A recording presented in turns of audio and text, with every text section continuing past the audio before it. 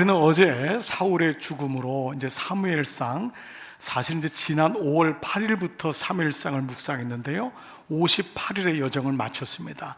그러니까 말씀 묵상을 하는 자와 안 하는 자는 그때는 몰라요. 근데 시간이 되면은 이번에 사무엘상을 묵상한 사람은 야, 사무엘상에 이런 말씀이 있었구나. 그러니까 말씀이 축이되는 게 이렇게 소중한 것입니다. 그 사울이 어저께 죽음으로 이제 사무엘상이 마무리가 됩니다.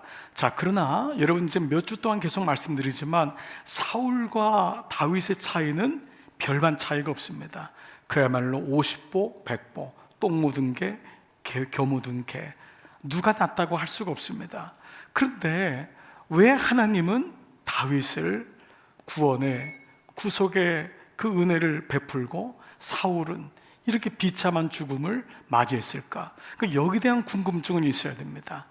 그가 겉으로 어떤 인생을 살았냐가 중요한 것이 아니라 왜 하나님이 사울에게는 구원의 계보가 흐르게 하고 다윗에게는, 그러나 그 사울은 왕이었는데, 그렇게 모든 사람들에게 사랑받는 사람이었는데 저렇게 비참한 인생을 마무리했을까?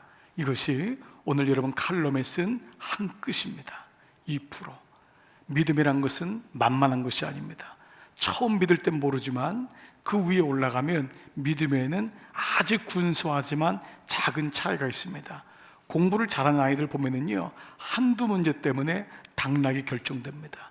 그래서 그것을 쉽게 보는 아이들은 잘 모르는 아이들입니다. 한 문제가 대학을 결정하고요, 때로 한 문제가 그의 진로를 결정할 때가 많습니다. 믿음도 예민한 마음으로 가만히 보면은 내 믿음에 2% 부족한 것이 무엇인지를 보게 됩니다. 그러면 오늘 말씀은 시편 말씀인데 놀랍게도 사무엘상 말씀과 연결되는 것을 보게 됩니다. 이 시편 82편의 지은이는요, 아삽이란 사람인데 다윗이 아삽을 성가 대장으로 임명한 사람입니다. 즉 사울의 인생을, 다윗의 인생을 옆에서 가장 가까이서 본 사람이 바로 이 아삽입니다. 즉 아삽은 사울에게 없었던, 다윗에게 있었던 2%가 무엇인지를 알고 있었던 사람이죠. 우리가 그러한 배경을 가지고 오늘 말씀을 묵상해 보겠습니다. 오늘 말씀은 겉으로 보면은 공평한 이 재판을 해라, 통치자들은 공정하게 하라 라고 하는 세상에 공의와 정의를 세우는 말씀으로 볼 수 있지만, 모든 말씀들은 구속사적으로 봐야 되기 때문에 그 말씀에서 예수 그리스도가 발견되고, 그 말씀에서 죄가 발견되고, 그 말씀에서 하늘의 가치관이 발견되고, 그 안에서 지금 나에게 주시는 말씀으로 적용되어야 함입니다. 자, 우리가 이런 과정에서 한번 우리 예배는 뭘까? 다윗이 그렇게 예배를 사모하고 오늘도 우리가 예배를 통해 말씀을 듣기 원하는데, 이런 질문으로 한번 들어가 보겠습니다. 여러분에게 예배란 무엇입니까? 여러분, 예배는 무엇이죠? 많은 사람들이 예배는 내가 와서 그 시간에 예배를 드리면 예배지라고 생각하는데, 한번 우리가 컵의 비유를 한번 다시 보겠습니다. 자, 지난주에도 컵을 가지고 여러분 비유를 들었는데 이 컵 안에 물이 있습니다. 어떤 사람은 물이 인생이라고 생각합니다. 이 물이 얼마만큼 있냐? 그래, 물이 인생이야. 채워야 돼. 아구까지 채우는 거야. 물이 없으면은 인생은 가난하지. 어떤 사람들은 컵의 모양을 인생이라 생각합니다. 이왕이면 매끈하고 예쁘고 키도 크고 아름답고 여기다 뭔가 보석도 붙이면 더 좋겠지. 인생은 컵이야. 보여지는 게 진짜야 라고 생각합니다. 그러면 어떤 사람은 제가 손에 들고 있기 때문에 인생은 사람이야 라고 생각할 수 있을 것입니다.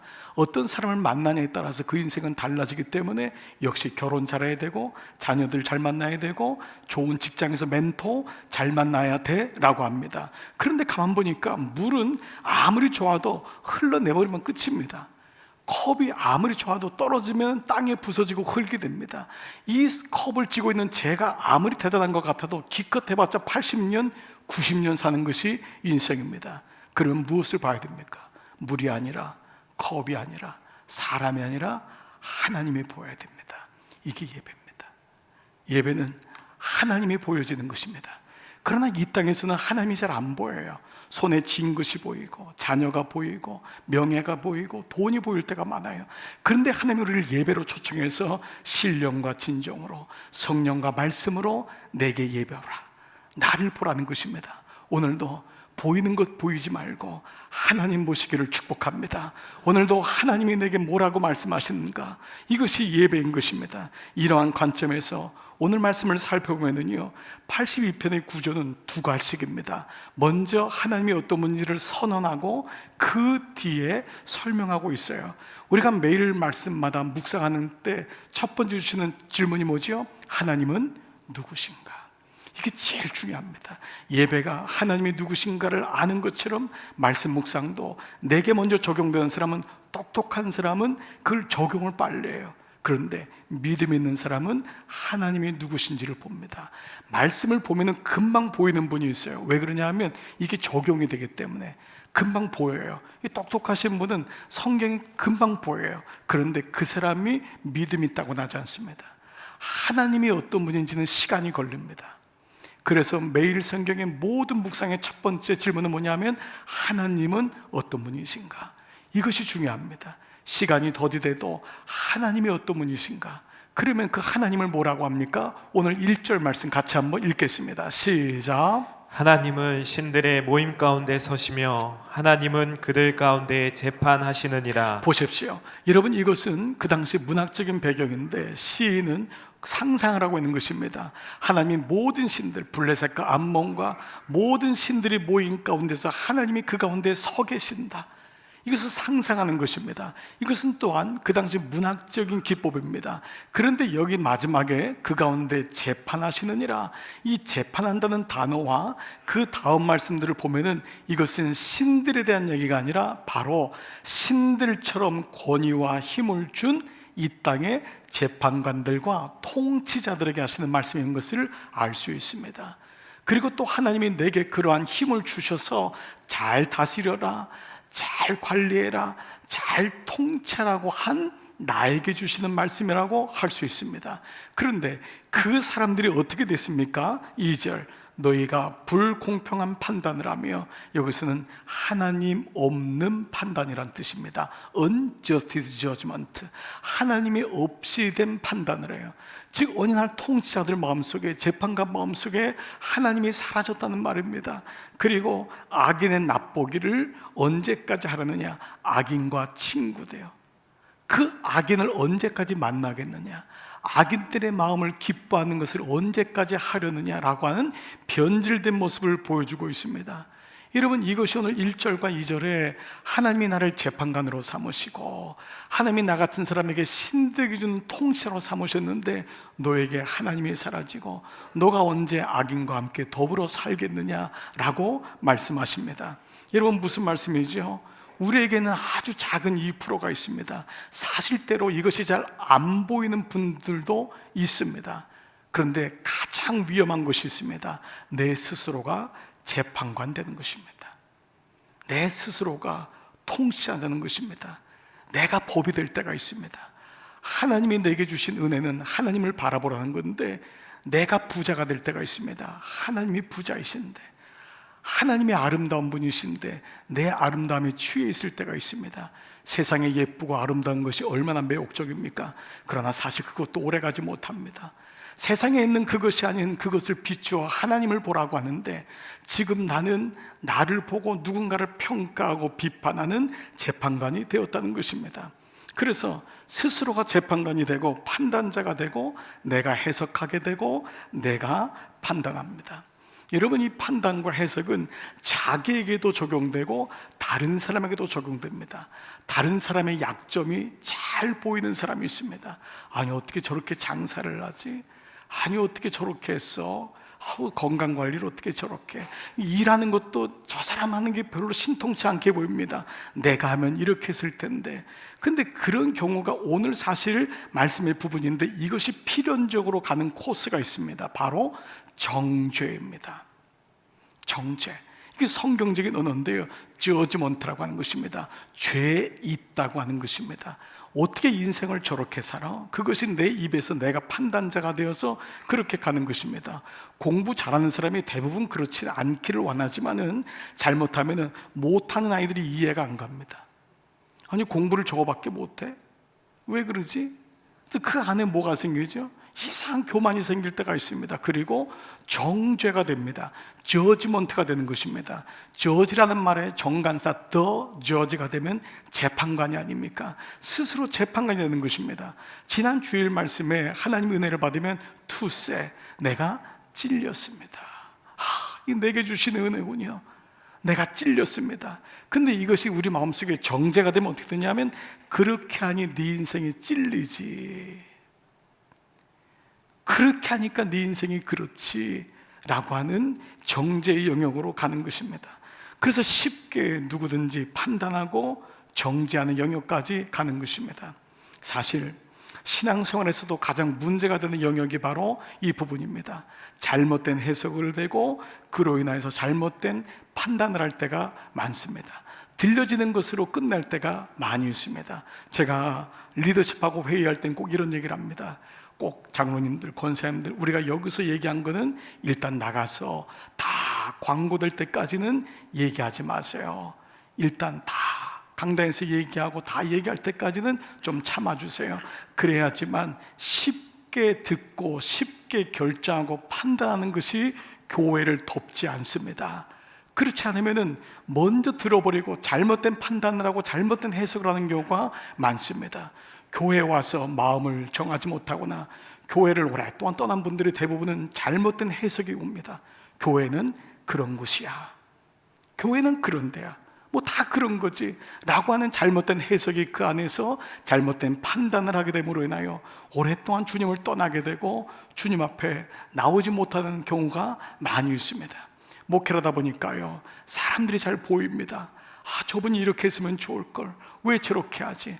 저도 모르게요, 목회되면서 제 마음속에 그 사람에 대해 판단할 때가 있습니다. 근데 그때마다 하루를 마감하고 아내하고 기도할 때마다 주님, 다시 제 용서를 구할 때가 많습니다. 하나님, 그분도 제게 주신 약인데 제가 그분을 판단하고 비판할 저에게 권리가 없는데 제 마음이 너무 급하다 보니까 왜 저분이 저렇지? 저분이 이래야 되는데 라고 판단할 때가 있습니다. 그때마다 마지막 기도가 뭐냐면, 하나님, 우리 교회가 말씀 묵상하는 교회인데 말씀으로 온 교우들을 덮어주십시오. 교회 안에 잘못된 해석과 잘못된 마음을 가지고 있거나 그 마음으로 하나님을 떠난 분이 있다면 그 말씀으로 덮어주셔서 그의 해석과 그의 판단이 하나님을 바라보게 해달라고, 그때마다 하나님께 기도하는 제목이 바로 그 제목인 것입니다. 그런데 사실 이게 쉽지 않습니다. 이러면 어떻습니까? 누군가를 보고 딱 보이는 사람이 있습니다. 똑똑한 사람입니다. 그러나 이 사람을 믿음의 사람이라고는 하지 않습니다. 그게 삶의 경륜 속에서 보일 때가 많아요. 내가 이렇게 살아왔는데 이게 안 되는 걸 보니까 답답한 거예요. 그런데 가만 보면 이것은 성향의 문제가 아니고 원죄의 죄의 결과인 것을 분명히 알아야 됩니다. 창세기 3장 보면은 하나님이 선악을 알게 하는 나무를 먹은 인간들이 저지른 죄가 뭐냐 하면 그 다음부터 성과 악을 본인이 입법자가 되고 본인이 재판자가 되어서 그것을 결정하는 것입니다. 성과 악을 나눌 수 있는 건 하나님밖에 없습니다. 온전하지 않은 인간이 하나님처럼 눈이 열리고 싶어가지고 성과 악을 구별하는 나무를 먹은 이후부터 우리 마음속에는 정죄가 일어나기 시작합니다. 남편에게 격려하기보다는 그것밖에 못하냐고, 왜 그러냐고. 우리는 끊임없이 말투에 정죄가 있습니다. 하지를 말지. 우리는 계속해서 이런 말이 있잖아요. 그래서 참 격려하는 게 어렵습니다. 지난 주일날 아비가일의 말씀을 나눴지만은 아비가일은 지혜로운 자라고 했습니다. 그 지혜로운 자를 보십시오. 나발을 살리고자 나발의 죄가 있습니다. 그는 미련한 자입니다. 그러나 주님, 그 죄가 뇌죄입니다. 그는 정죄하지 아니하고 그 죄를 덮습니다. 그리고 주님 앞에 나가 생명을 살려달라고 고백합니다. 그래서 아비가일의 기도가 중보자의 기도인 것과 마찬가지입니다. 남편들 같은 경우는 세상에서 일하다 보니까 칭찬 듣기가 어렵습니다. 상사로부터 정죄당하고 비판당하고 끊임없이 어디로 가야 될지 모를 때가 많습니다. 인생 자체가 그럽니다. 그러면 어디서 하나님께서 우리에게 위로를 주실까요? 예수님이 나도 너를 정죄하지 아니하노니 더 이상 가서 죄짓지 마라. 그 말 한마디에 여인의 마음이 무너지고, 그래, 주님이 나를 죄에 있다고 여기지 않는다면 나에게도 소망이 있구나, 그 마음이 생긴 것입니다. 예배는 무엇입니까? 하나님이 죄를 드러내려고 우리를 부른 것이 아니라 괜찮아, 오라는 것입니다. 그런데 그 품 안에 들어오니까 죄가 보이는 것입니다. 내가 하나님을 떠났던 것이 보이는 것입니다. 먼저 은혜가 앞서는 것이지 죄에 대한 선포가 앞서는 것이 아니에요. 하나님이 오늘 우리를 은혜로 부르시는 줄 믿습니다. 그리고 그 은혜에서 우리를 보게 되는 것입니다.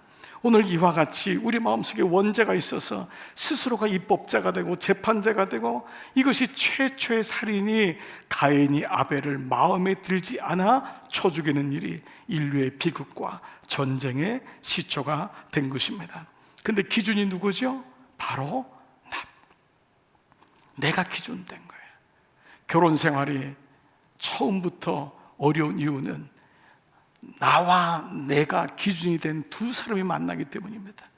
그래서 그 가운데 하나님이 꼭 있어야지만 가정생활이 이루어지고 고비를 넘길 수 있는 이유가 거기 있습니다. 내가 주인으로 30년 산 사람과 내가 주인 30년 산 사람 아무리 만나서 잘해보려고 해도 안 되는 것입니다. 그래서 믿음의 가정, 예수님이 있는 가정이 귀한 것입니다. 오늘 내가 주인이 돼버린 것입니다. 그러다 보니까 어느 날 나도 모르게 내가 통치자가 되고 재판관이 된 것입니다. 다시 말씀드립니다. 이 사람은 똑똑할지 모르지만 믿음이 있는 사람은 아닙니다. 그러므로 여러분, 오늘 교회에서도 똑똑한 사람과 믿음 있는 사람이 구별되어야 됩니다. 저 사람은 인생의 똑똑함을 가지고 살지만은 믿음의 차원 아니구나. 저 사람은 비록 믿음 똑똑은 않지만 하나님의 계보를 이어가는 믿음이 있는 사람이구나. 오늘 그 말씀을, 오늘 말씀을 통해서 한번 다시 보겠습니다. 시인은 하나님이 우리에게 원하시는 하나님 안에 떨림이 있는가, 하나님이 진짜 재판관이고 하나님이 진짜 통치자임을 고백하는지를 우리에게 보여주면서 그 모습이 어떤지를 말씀합니다. 자, 3절 4절 같이 읽습니다. 시작. 가난한 자와 고아를 위하여 판단하며 곤란한 자와 빈궁한 자에게 공의를 베풀지며 가난한 자와 궁핍한 자를 구원하여 악인들의 손에서 건질지니라 하시는도다. 자, 사실 오늘 말씀을 봐보시면 첫 번째, 가난한 자와 고아를 위하여 판단하라. 우린 누구든지 판단할 수 있습니다. 어떤 사람이 가난한지, 어떤 사람이 고아인지를 판단할 수 있습니다. 그러나 그 판단은 어디로 가야 되냐면 공의로 가는 것입니다. 공의는 하나님의 눈이란 뜻입니다. 내 판단이 하나님의 눈에 맞는지를 봐야 됩니다. 그리고 그 공의는 어디로 가야 되냐면 바로 구원까지 가야 됩니다. 그 영혼을 궁유히 여기는 구원까지. 이것이 우리의 판단이 완성될 모습입니다. 여러분이 어떤 것을 판단하는 건 매우 중요합니다. 무엇이 옳고 그른지. 그러나 그 판단이 거기서 멈춘다면 똑똑함의 판단이 되는 것입니다. 그러므로 그것은 필히 하나님의 눈인 공의로 가야 되고, 그것은 그 영혼을 불쌍히 여기고 궁유히 여기는 구원으로 가야 하는 것입니다. 그런데 여기 가난한 자라는 것은요, 돈이 없는 자가 아닙니다. 이 사람은 허약한 자, 원어로는 아래로 떨어진 자도 가난한 자입니다. 어떤 자들을 판단하고 어떤 자들을 구원으로 이끌 수 있느냐, 그 자가 첫 번째 가난한 자, 그 자는 허약한 자, 아래로 떨어진 자, 고아도, 부모가 없는 자만이 아니라 남편을 잃은 과부도 이 안에 들어가고요, 보호자를 상실한 자, 무시당한 자, 기댈 곳이 없는 자도 고아에 들어갑니다. 곤란한 자는 문제를 만난 자만이 아니라 문제로 눌림을 받은 자, 압제를 당한 자, 원어로는 숨쉬기가 어려운 자, 너무 숨쉬기조차 어려운 자, 그 자도 곤란한 자입니다. 그리고 빈궁한 자는 가난한 자뿐 아니라 삶의 어려움으로 마음에 안식이 없는 자, 마음이 무너진 자가 빈궁한 자요. 마지막 궁핍한 자는 꼭 필요한 것이 없는 자인데, 이 말은 꼭 필요한 하나님을 떠난 자, 이방인, 성막에 들어오지 못하고 오랫동안 자기 생각에 갇혀서 하나님을 예배하지 못하는 자도 이 안에 들어간다는 것입니다. 그런데 이게 누구지요? 바로 환난당하고 빚지고 마음이 원통한 우리 자신을 의미합니다. 그래서 이 말씀은 너가 어떤 모습인지를 보라는 것입니다. 너가 통치자뇨? 너가 재판자뇨? 너는 궁핍한 자 아니었느뇨? 너는 가난한 자 아니었느뇨? 너는 고아 아니었느뇨? 너는 연약한 자 아니었느냐? 너가 그 모습이 아니냐? 이 모습을 발견하는 것입니다. 어느 날 내가 부자인 줄 알아요? 아닙니다. 하나님만이 부유한 자인 줄 믿으시기를 축복합니다. 여러분, 내가 잘난 사람이 아닙니다. 하나님이 계시기 때문에 이만큼 후대하시는 것입니다. 하나님을 보는 자, 아니면 컵만 보고 이 안에 물 채우는데 인생이 투자되는 것은 완전히 다른 인생인 것입니다. 오늘 다시 말씀하는 겁니다. 홍도가 재판자 아니냐? 홍도 스스로 주인 아니냐? 아니다. 너는 고하고, 너는 가난한 자고, 너는 궁핍한 자고, 너는 연약한 자고, 너는 환난당한 자고, 너는 빚진 자고, 마음이 원통한 자라는 것입니다. 그래서 그 다음 말씀에 그들은 너희는 알지도 못하고 깨닫지도 못하는도다. 너희는 이것을 알지 못하는구나. 깨닫지도 못하여 흑암 중에 왕래하니, 하나님 말씀이 들리지 않으니 알 수도 없고, 말씀이 해석되지 않으니 깨달을 수도 없게 되어서 알지도 못하고 깨닫지도 못하여 흑암 중에 왕래하니, 영적으로 어둡다는 것입니다. 하나님 말씀이 잘 안 들리는 것입니다. 저도 제 인생 속에 그랬던 적이 있습니다. 신학을 하고 부름받고 그러면 말씀이 들려야 되잖아요. 어느 날 말씀이 안 들리는 거예요. 말씀이 들리질 않습니다. 너무너무 힘든 과정이더라고요. 저는 뻔연히 목회를 하고 있었는데 말씀이 들리지 않는 것입니다. 저는 그때 알았습니다. 신앙이 오래된다고 말씀이 들리는 것이 아니구나. 직분이 높다고 말씀이 들리는 것이 아니구나. 우리 집안에 목사들이 있으니까 말씀이 들리는 것이 아니구나.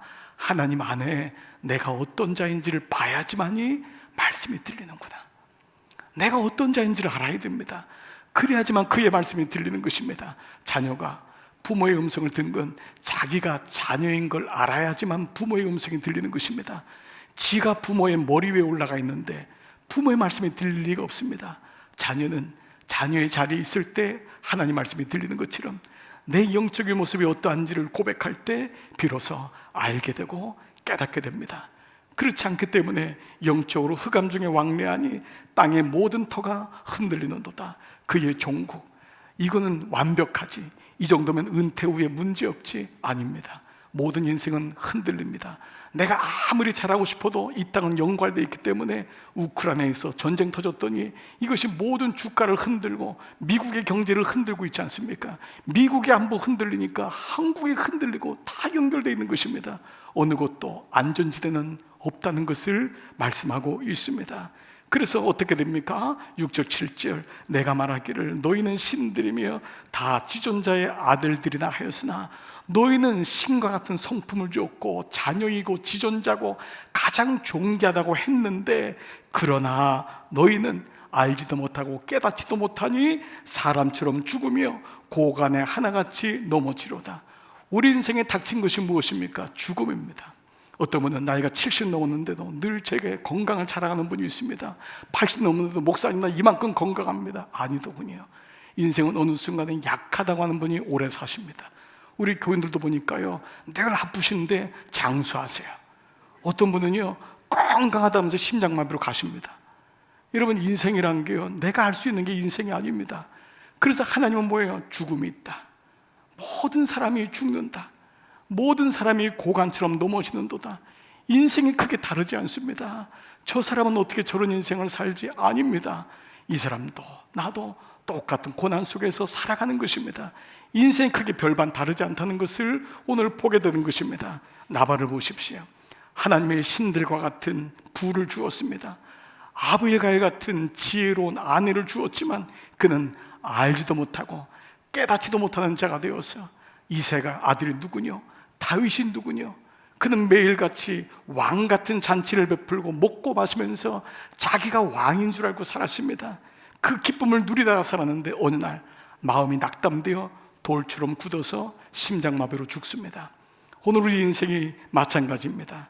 그렇기 때문에 우리가 어떤 생각을 가지고 어떤 길을 걷고 어떤 마음의 묵상하냐에 따라서 그 사람마다 그 생각과 묵상과 같던 길이 축이 됩니다. 요즘 우리 교회 안에서 자주 쓰는 단어가 축인 것입니다.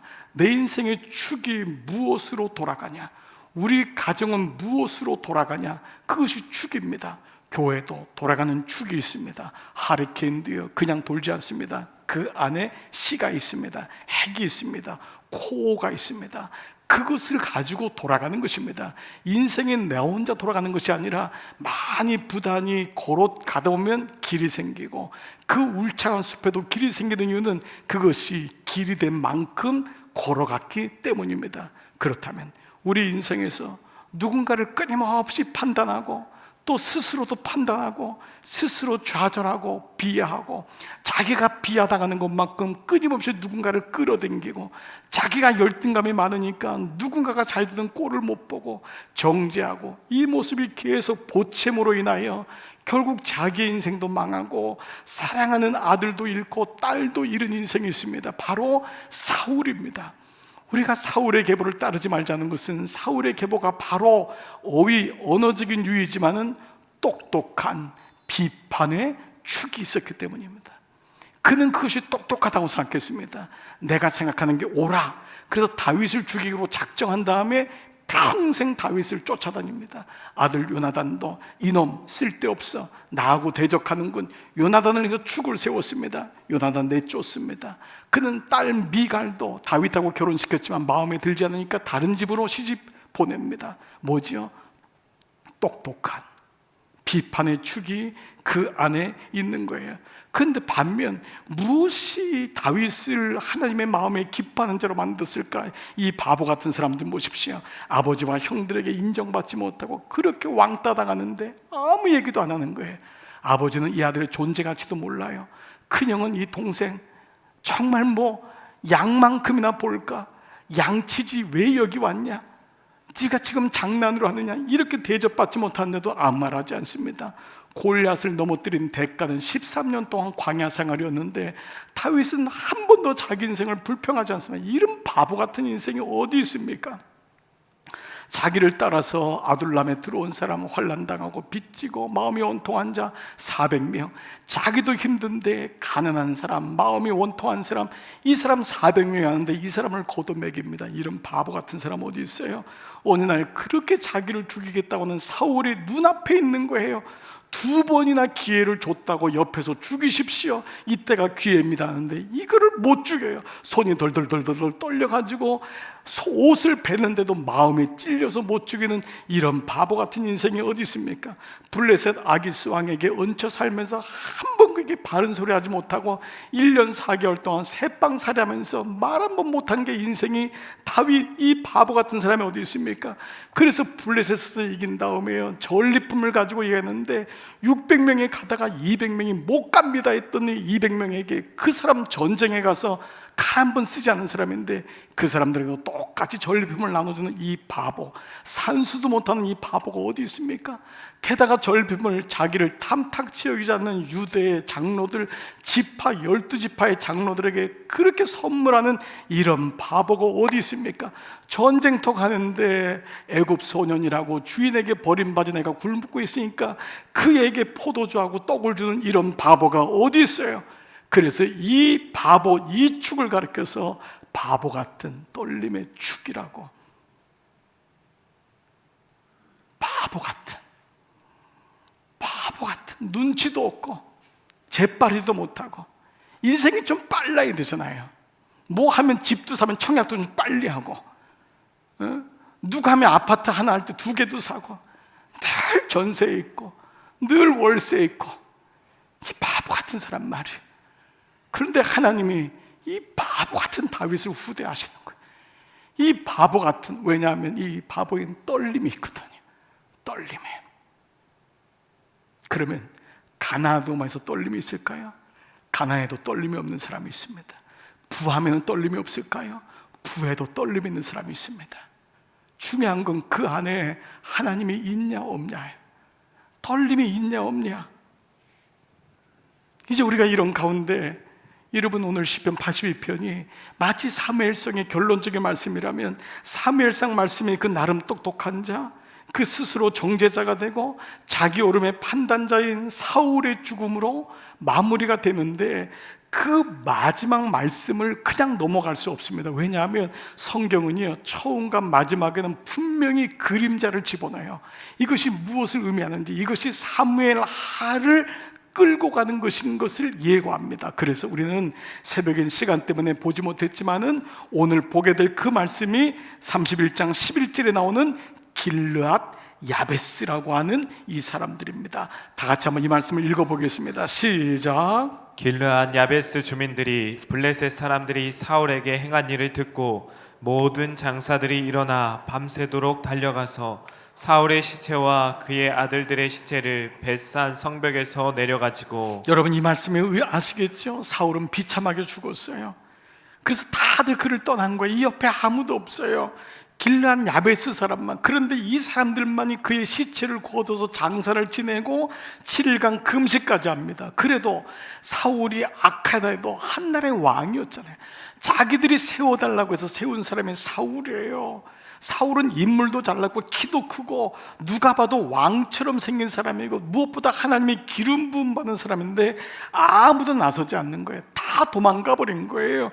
그 중간에 사람들을 나누게 했던 똑똑한 도획도 없고요, 사울에게 충성을 맹세했던 그 누구의 아브넬도 없고요, 자기 족속인 베냐민 지파도 없어요. 그런데 뜻밖의 사울과 그의 아들의 시체를 고도 장사 지내고 7일 동안 금식했던 것은 길르앗 야베스 사람이었어요. 왜 그럴까요? 도대체 이 사람들은 누구길래 이 성경은 마지막에 길르앗 야베스라는 사람을 등장시킬까요? 성경은 오늘 사울의 마지막 죽음에서 이 사람을 등장시키는데, 길르앗 야베스는요, 요단강 이스라엘 백성이 있으면 사해와 갈릴리를 축으로 해가지고 동쪽과 왼쪽으로 나눠요. 왼쪽이 지중해 쪽이고 오른쪽은요 이 영토 육지 쪽이기 때문에 여기는 모압, 여기는 암몬, 이방 민족들이 여기 있는 거예요. 그러니까 홍해를 중심으로 이 요단강을 중심으로 해서요, 강 이쪽 편이 안전한 거예요. 이쪽이 예루살렘이고 이쪽이 유대 땅인 거예요. 그러니까 암몬과 요압 땅에 붙어있는 땅은 이방 민족이 많이 가기 때문에 사람들이 이 땅을 아주 이렇게 밑으로 깔아보고 자기 동족이라고도 여기지 않는 게 바로 이 길르앗 야베스라는 조그만 성읍이고 지역입니다. 그런데 이것이 사사기에 나오는데요, 여러분 사사기의 말씀을 한번 소환시켜 볼게요. 기억나시는지 모르겠는데 사사기 19장 보면 레위인이 말도 안 되고 첩을 데리고 어느 날 한 마을에 들어갑니다. 그런데 그 첩을 그 마을 사람들이 윤간을 합니다. 죽여요. 그놈들이 누구냐면 베냐민 지파 놈들입니다. 그런데 레위 지파 사람이 그냥 있어야 되는데 이 사람이 그 첩을 시체를 12조각으로 해가지고 12지파로 보내는 거예요. 충동을 낳는 거예요. 결국 12지파 사람들은 그 당시 말씀이 없어 자기 소견대로 살았기 때문에 그거를 보니까 심심한데 잘 됐다, 전쟁이나 하자. 어떻게 이럴 수 있냐, 베냐민 지파 평상시에 인사도 안 하는 놈들이고 지 잘났다고 사는 놈들인데 이거 죽이자. 그래서 12지파가 단합을 해서 이스라엘 총회랍니다. 그리고 베냐민 지파를 멸절시킵니다. 그런데 다 죽이고 나니까 이게 미안한 거예요. 충동의 결과는 후회잖아요. 그러니까 마음이 미안하니까 어떡합니까? 뭔가 보완을 해주고 그래도 명맥을 이어가야 될 것 같은데 남자들이 있지만 여자들도 없고 다 죽은 거예요. 그래서 그때 머리를 써서 묘략이라고 쓴 장깨가 뭐냐면 길르앗 야베스를 지목합니다. 그리고 여기를 완전히 초토화시켜서 남자들을 죽여서 여자들을 베냐민 지파로 보내서 베냐민 지파의 대가 있게 하자. 이것이 이스라엘 총회에서 만드는 법이었어요. 기가 막히죠? 그래서 베냐민 지파의 명목이 이어지는데 그 베냐민 지파의 수장이 사울입니다. 그러니까 우리가 이 말씀을 보면은 길르앗 야베스는 진짜 기가 막힌 나라입니다. 기가 막힌 지역이에요. 가만히 있다가 완전히 홍두깨도 아니고 남자들 다 죽이고 여자들은 다른 민족으로 시집 보내고 완전히 초토화되고 그야말로 찔린 나라고 정말 불쌍한 나라예요. 그런데 또 이후에 사건이 한번 또 나옵니다. 이 시간이 지나서요, 드디어 그 베냐민 지파 길르앗 야베스의 어머니들로 이어진 후손인 사울이 왕으로 책정될 때에 모든 사람들이 찬성은 했지만 항상 비류들이 있잖아요. 비류들이 시비를 거는 겁니다. 이 사람은 왕 될 제목이 아닙니다. 그러니까 사무엘도 마음이 흔들리는 거예요. 그런데 그때 마침 암몬, 바로 길르앗 야베스 옆에 있는 암몬의 나하스 왕이 요단 동편을 침공해서 길르앗 야베스를 함락시킵니다. 그러면서 뭐라고 하냐면 내 두 눈을 뽑아서라도 하나님이 살아계신다면 눈을 뽑아라, 이렇게까지 얘기를 하면서 하나님 앞에 망령돼야 합니다. 근데 바로 그때가 사울에게는 찬스가 됐던 거예요. 비루들이 백성들의 마음이 기울어졌을 때 뭔가 보여줘야 되는데 바로 길르앗 야베스를 침공하여서 이 암몬을 내쫓습니다. 그러므로 인하여 그 순간부터 사울은 왕이 돼요. 사무엘의 마음도 얻습니다. 즉 백성들의 마음을 얻어요. 그때 동원됐던 게 누구냐면 길르앗 야베스입니다. 그러니까 이 길르앗 야베스는 이스라엘은 물론 사울을 이래저래 살려준 보은의 상징인 거예요. 그런데 이 사울이 죽자 모든 사람들이 다 모른 척하고 다 도망갈 때 이 바보 같은 그렇게 버림받고 이용만 당하던 길르앗 야베스가 목숨을 걸고 블레셋 진행으로 들어가서 사울과 아들들의 시체를 끄집어내어서 장사 지낸 거예요. 여러분, 누가 지금 보이시죠? 사무엘의 마지막에 왜 길르앗 야베스를 집어넣고 이 소식을 들었던 다윗이 사무엘상 1장과 2장에서 이 소식을 들어요.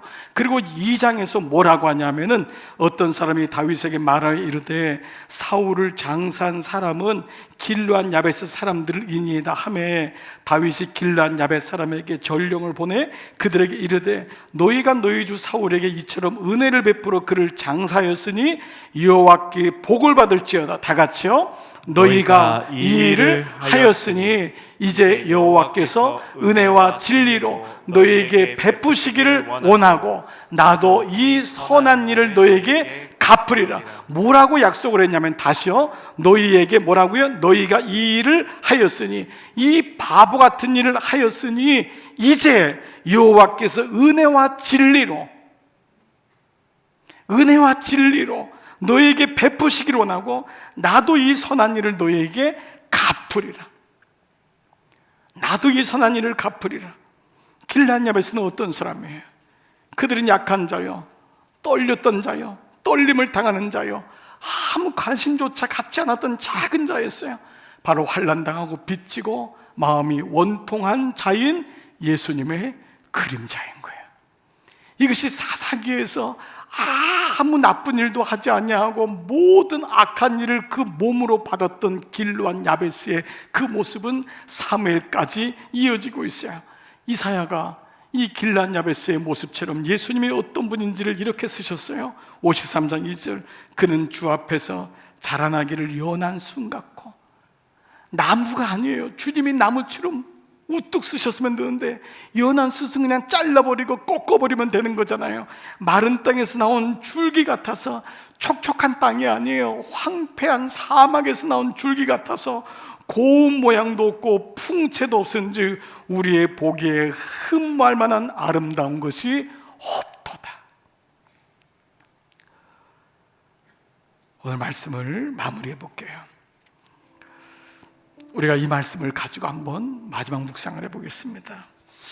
알지도 못하고 깨닫지도 못하는 자가 있습니다. 자기는 안다고 생각하고 자기는 인생을 잘 산다고 생각하지만 자기가 늘 최고인 줄 압니다. 자기가 제일 똑똑한 줄 압니다. 겉으로는 그렇게 얘기 안 하지만 속엔 늘 그 마음이 있습니다. 자기 결정이 가장 옳은 줄 압니다.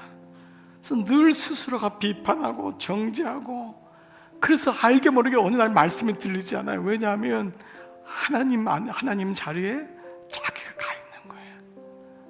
하나님 자리에 자기가 가 있는 거예요.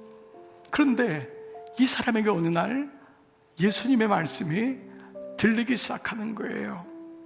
예수님의 산상수훈은 가장 중요한 말씀의 엑기스인데 그 산상수훈을 다 한 다음에 7장 1절 2절에서 그 말씀하고는 전혀 상관없는 듯한 말씀을 하셨어요. 그 말씀을 다 하셨어요. 너희가 복이 많을 거다. 마음이 가난한 자, 심령이 가난한 자, 애통한 자, 온유한 자 다 얘기한 다음에 그 결론적인 말씀을 이 말씀을 하셨어요. 비판을 받지 아니하려거든 비판하지 말라.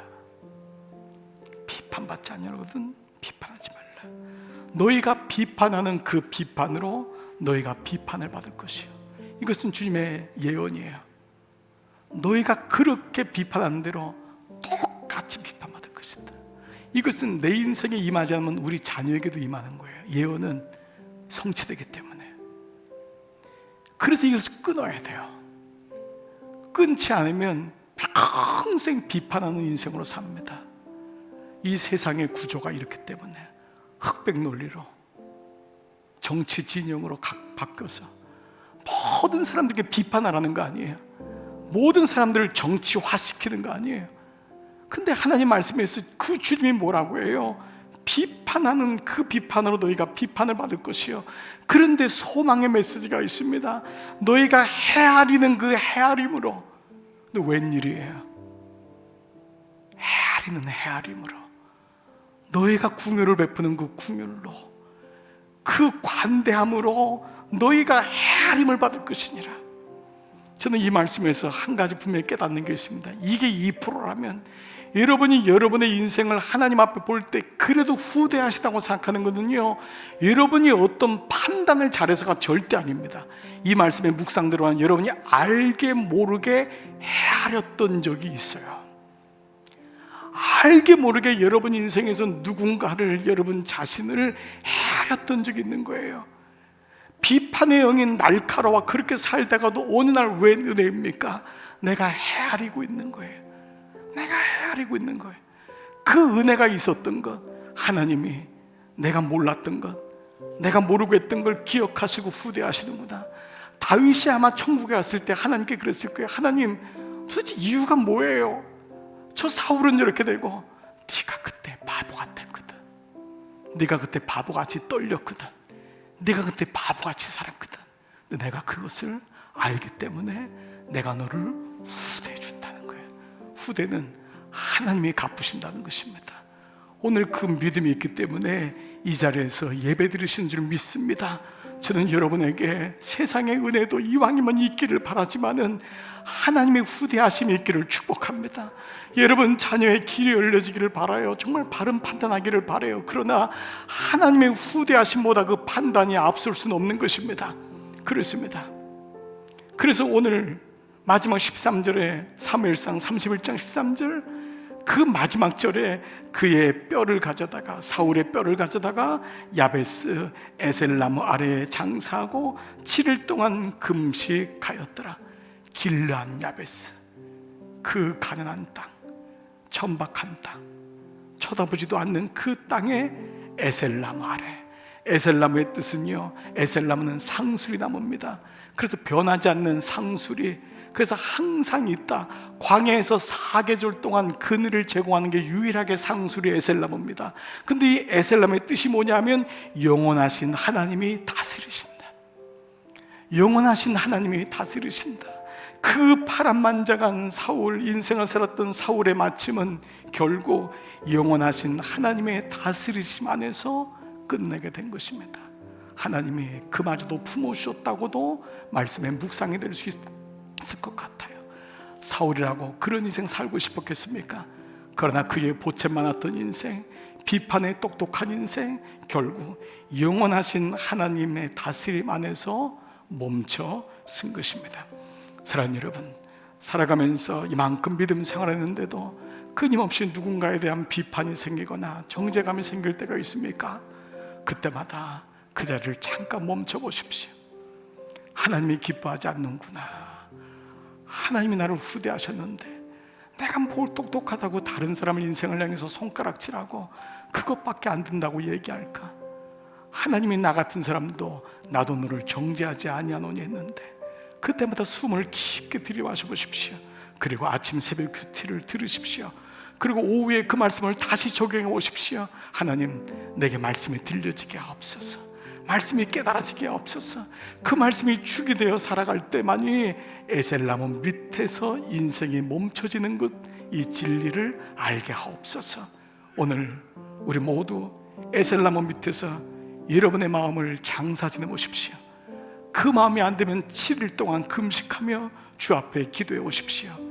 어떤 자입니까? 알지도 못하고 깨닫지도 못하는 자에서부터 아는 자, 깨닫는 자의 인생으로 하나님 우리를 회복시킬 것입니다. 이제는 알지도 못하고 깨닫지도 못했지만 이제는 알겠습니다. 이제는 깨닫겠습니다. 여러분, 떨림의 축이, 말씀의 축이, 은혜의 축이 여러분 인생 가운데 날마다 중심되기를 주의 이름으로 축복합니다. 아멘. 이 시간 여러분 다 성경 다 드시고 이 시간 말씀 받으시고 자리에서 다 일어나셨어. 오늘 우리 찬양 고백하면서 오늘 이 예배를 마치기를 원합니다. 주님, 내가 그렇게 살았지만 하나님의 은혜가 훨씬 컸습니다. 오늘 주님, 내가 이제 알았습니다. 내가 깨달았습니다. 오늘 이 말씀 기억하시며 우리 찬양 고백하면서 이 예배를 마치겠습니다. 내가 누려왔던 모든 것들이 내가 지나왔던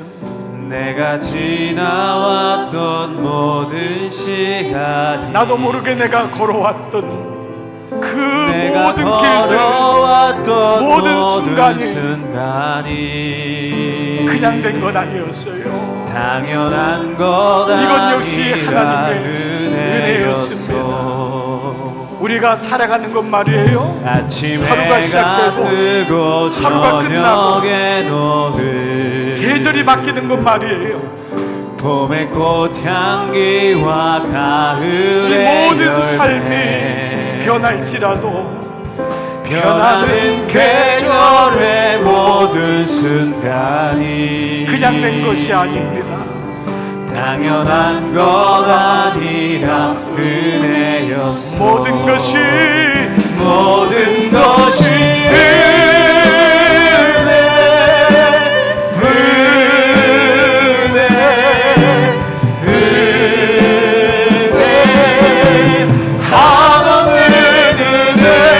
내 삶에 당연한 것 하나도 없었던 것을 모든 것이 은혜였어. 내가 이 땅에 여러분, 이 땅에 어떻게 왔어요? 잘 이해되지 않을 때가 많잖아요. 어린 시절의 아픔부터 지금까지 왔던 것, 내가 때로 장년이 되고 노년이 되어 인생을 살면서 꿈도 꾸지만은 이건 모든 것 그냥 된 것 아니었습니다. 은혜였습니다. 이제 내가 하나님의 자녀가 되어 예전에는 모르고 깨닫지도 못했는데 이제는 내가 알게 되었고 이제는 깨닫게 되었어요. 나는 주님의 자녀예요.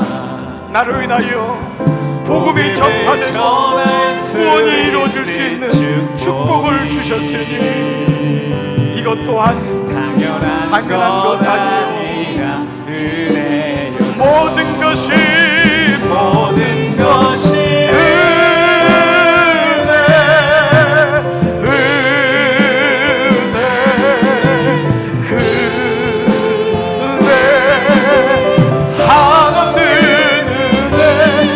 삶에 당연한 것 하나도 없었던 것을 모든 것이 은혜. 우리 한번 겸손히 두 손 들고 고백해 볼까요? 모든 것이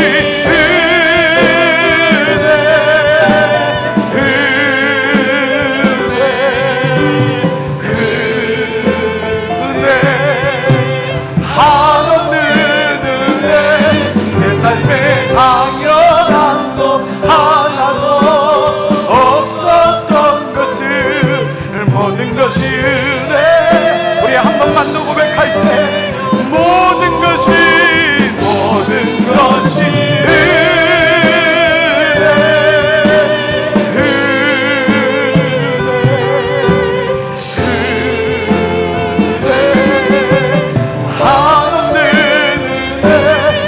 삶에 당연한 것 하나도 없었던 것을 모든 것이 은혜였소. 모든 것이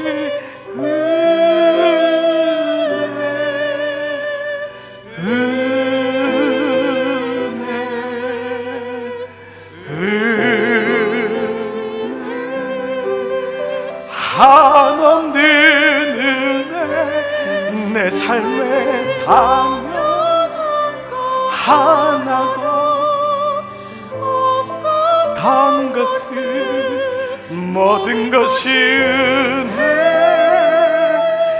은혜였소.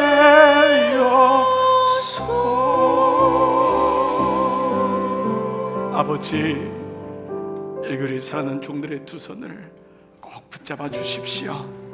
하나님, 자꾸 내 안에 불쑥불쑥 비판하고 정죄하고 다른 사람들만이 아니라 내 스스로에도 자꾸 무기력해지고 나를 비하하고 내 인생에 무슨 선한 것이 있겠냐고, 나는 그냥 있다가 사라지는 것이 내 인생이 아니겠냐고 이런 마음이 들 때가 너무 많고, 사람들은 다 저렇게 잘 나가는 것 같은데 왜 나는 이렇게 바보 같은지, 길란 야베스 같은 내 모습이 너무도 주님 앞에 안타까울 때가 많습니다. 하나님, 도와주십시오. 주님, 길란 야베스가 바보 같은 게 아님을 하나님 알게 해주시고 깨닫게 해주시기를 원합니다. 우리 부모가 물질이 없는 게 바보같이 산 것도 아니고, 우리 부모님이 병든 것이 우리 가정이 힘든 게 잘못된 것이 아님을 하나님이 이 모든 과정에서 결국 하나님이 주인 되어 주시는 과정임을 꼭 볼 수 있도록, 특별히 자녀들의 마음에 부모의 원망이나 연약한 마음이 사라질 수 있도록 도우시고, 부모된 사랑하는 종들을 위해 기도합니다. 하나님, 이만큼 하나님이 주셨는데도 늘 마음이 연약하여 늘 마음이 답답하고 하나님 어디 계신지 잘 모를 때가 많이 있습니다. 하나님, 그런데 다윗이 그까지 떨림의 죽을 가지고 살아갔을 때 하나님은 다윗을 통하여 구원의 계보가 이루어가게 하셨고, 하나님께서 결국 하나님의 승리하심을 보여주셨습니다. 오늘 예배드리며 컵 속에 있는 물만 보지 말게 해주십시오. 컵만 보지 말게 해주시고 컵을 붙잡고 있는 사람에게만 의지하지 말게 하셔서 하나님이 내 인생에 보여지고 하나님이 내 인생에 함께함을 꼭 기억하게 하여 주옵소서. 지난 6월도 6개월 동안 하나님의 은혜로 살아왔고 지금까지도 주님의 은혜로 살았습니다. 다시 기회를 주시는 하나님 앞에 감사를 드리고 오늘 예배를 마무리하고 종들을 세상에 파송합니다. 하나님, 똑똑한 비판의 축이 날성건처럼 달려올 때마다 숨을 한번 멈추게 하시고, 나는 아셀나무 밑에서 장사 지낸 바 되었음을 기억하고 7일 동안 금식하며 다시 기도의 자리로 나와 야셀나무 밑에 있는 인생이 가장 안전하고 아름다운 인생임을 묵상하고 해석되게 하여 주옵소서. 종들을 파송합니다. 감사합니다. 이제는 성부와 성자와 성령의 은총이 머리 숙인 모든 종들 위에 이제로부터 영원토록 함께 하시기를 간절히 축원하옵나이다. 아멘.